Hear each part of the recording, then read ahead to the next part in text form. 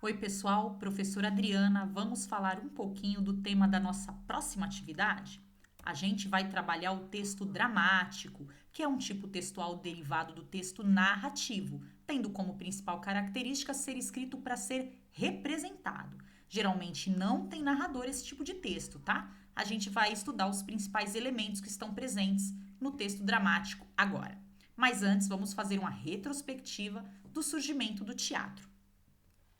O teatro apareceu na Grécia Antiga no século IV a.C., em decorrência dos festivais anuais em consagração a Dionísio, o deus do vinho e da alegria.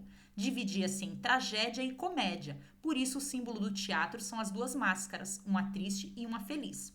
A tragédia, os personagens eram da nobreza, viviam grandes conflitos. Já a comédia, como a gente bem sabe, a gente bem conhece esse gênero, era feito para dar risada mesmo, para divertir as pessoas, tá?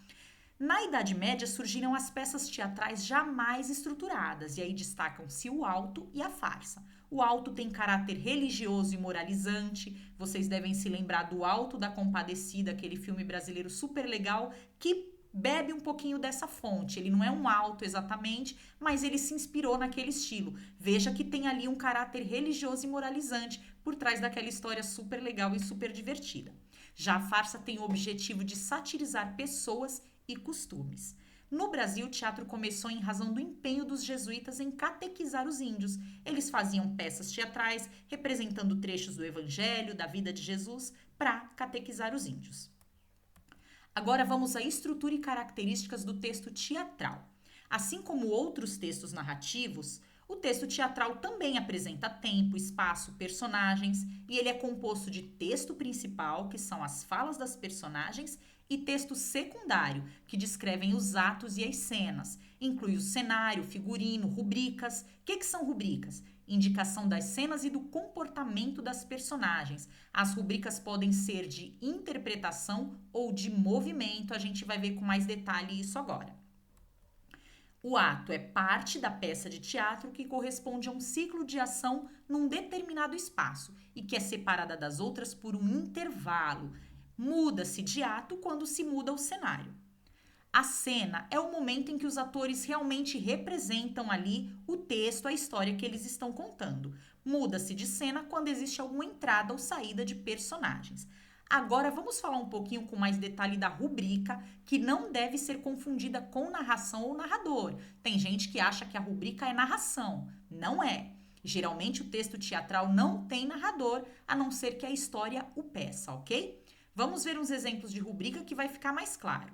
Essa aqui é um trecho do texto teatral chamado Álbum de Família, do Nelson Rodrigues, de 1945, esse texto. Olha lá. Cena 1, palco menor. Cena mostra ângulo de um dormitório de colégio. Glória e Teresa entram rindo muito, como se brincassem de esconde-esconde.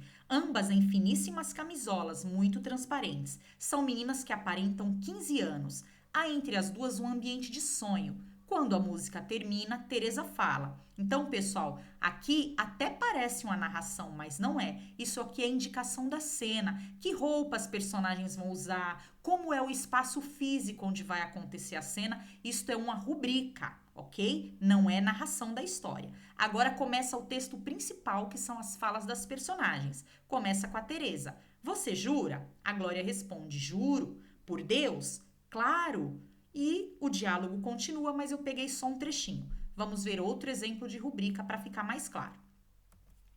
Primeiro ato: casa de família da classe média, sala de estar com sofá, abajur, consoles e outros móveis e apetrechos próprios. Uma saída à esquerda dá para o corredor. À direita, porta principal de entrada da casa. É noite. Vejam, isso aqui é mais uma rubrica, não é narração, né? O dramaturgo precisa colocar isso para que os profissionais envolvidos na peça saibam como vai ser o cenário, como vai ser o figurino das personagens.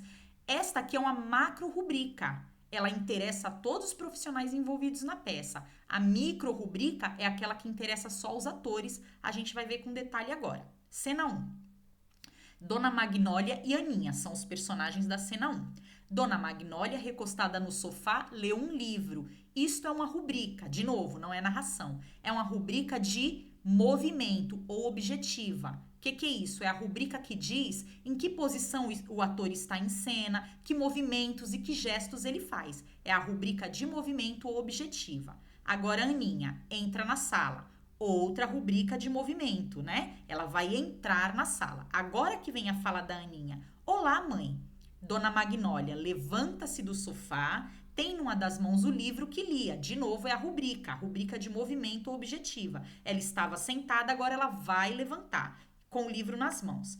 Olha uma rubrica agora subjetiva, ou rubrica de interpretação, que diz como o ator vai interpretar a fala que ele vai fazer agora, que emoções ele vai expressar. Aqui, olha a palavra surpresa, rubrica de interpretação. A fala que vem a seguir, a atriz tem que fazer expressando surpresa. Olha a fala dela. O que aconteceu? Você nunca volta do trabalho tão tarde? Então, a rubrica de interpretação ou subjetiva é aquela que indica como o ator vai interpretar aquela fala, como ele vai interpretar aquela cena, ok? No caso, ela tem que fazer esta fala que eu acabei de ler, demonstrando surpresa.